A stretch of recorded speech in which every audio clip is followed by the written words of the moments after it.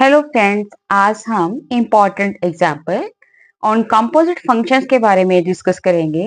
Function हमारे पास defined है f and g r to r। f is defined as fx is equal to mod of x plus x and gx is defined as mod of x minus x for all x belongs to set of real number। तो हमने क्या करना है, gof and fog find out करना है। अब fx को पूरा देखते हैं। fx is equal to mod of x plus x. Now we know when mod of x is equal to x, when x greater than equal to 0. So fx will be equal to 2x for x greater than 0 and 0 if x less than 0.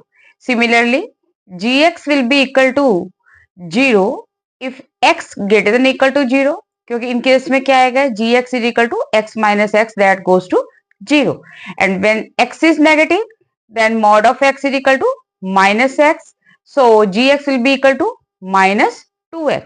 Therefore gof is defined as gof of x is equal to g of fx, g of fx when x greater than equal 0, तो fx हमारे पास क्या है, 2x है, g of 2x that goes to 0, and when x less than 0 gof of x is equal to g of fx, fx हमारे पास क्या है, 0, so g of 0 goes to 0. So we have for all x belongs to r, gof of x goes to 0. Similarly हम fog के बारे में देखते हैं। For x greater than equal to 0, f of g composite x is equal to f of g of x. For x greater than equal to 0, g of x क्या है हमारे पास, 0 है, so f of 0 goes to 0.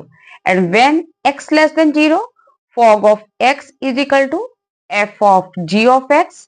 gx हमारे पास क्या है इस case में, minus 2x, f of minus 2x।